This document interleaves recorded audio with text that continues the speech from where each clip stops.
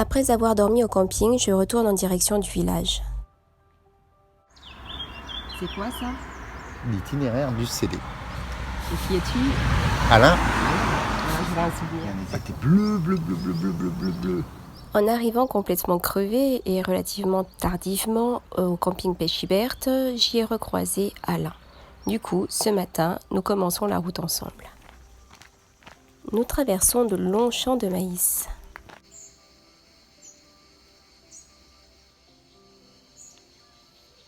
Les pieds dans l'eau. Moi, je me baigne.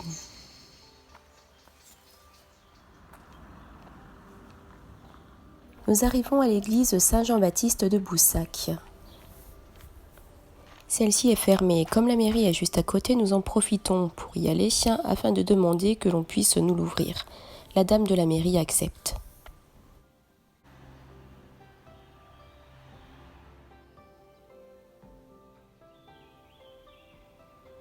Il nous reste environ 30 minutes de marche avant le village suivant.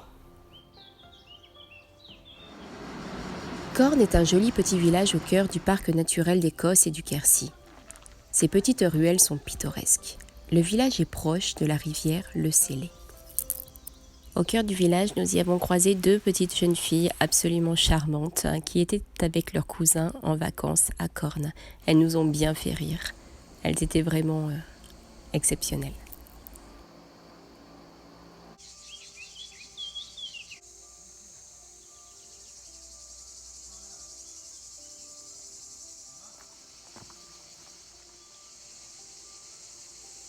J'ai espéré poser mes fesses sur ce fameux banc des pèlerins, mais il n'existait plus.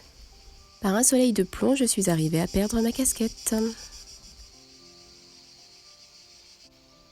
Espagnac-Sainte-Eulalie est un petit village qui abrite un prieuré magnifiquement conservé, le prieuré Valparadis. Ce prieuré du XIIe siècle a longtemps accueilli des religieuses. Il était composé de plusieurs bâtiments, dont l'église et une enceinte fortifiée qui entourait l'ensemble. Tour-clocher de l'église d'Espagnac est une jolie tourelle carrée en colombage en bois, coiffée d'un toit pyramidal en lauze. Nous avions envie de nous poser quelques instants, mais ça n'ouvrait qu'à 16 heures. Du coup, nous sommes descendus sous le pont d'Espagnac-Sainte-Eulalie pour nous baigner quelques instants avant d'affronter la grande montée.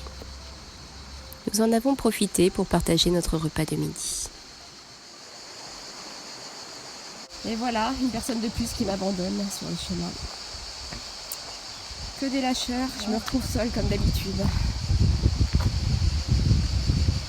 Après ce pont, une partie du chemin est classée rouge selon le miam miam dodo. Et je pense qu'Alain ne voulait pas s'embêter avec une petite minette qui prend des photos, qui filme et qui s'arrête toutes les 3 secondes. Je le comprends tout à fait, il n'y a pas de souci.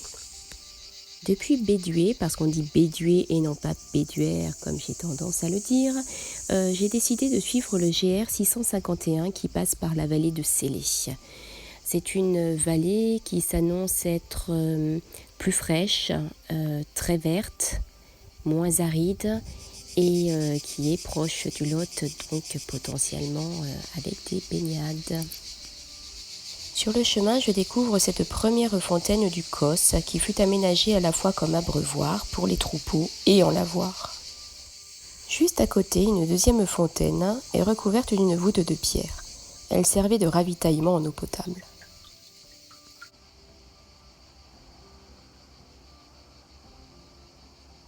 Voici le château des Anglais. Il fut sans doute construit au XIIe siècle. Aujourd'hui inaccessible, il s'adosse à un abri sous roche. Pour avancer sur le chemin, je longe la paroi rocheuse.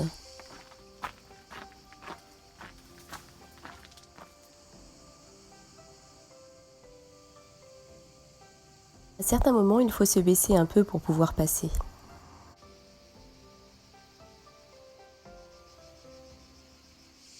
Il ne me reste plus que 3,6 km jusqu'à Saint-Sulpice. C'est là que je m'arrêterai.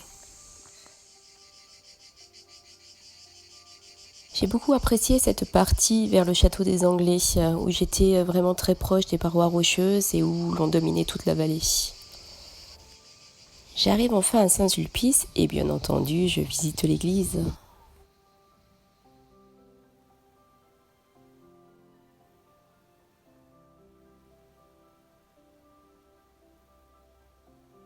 Au bout du village, je me retrouve au camping du Célé.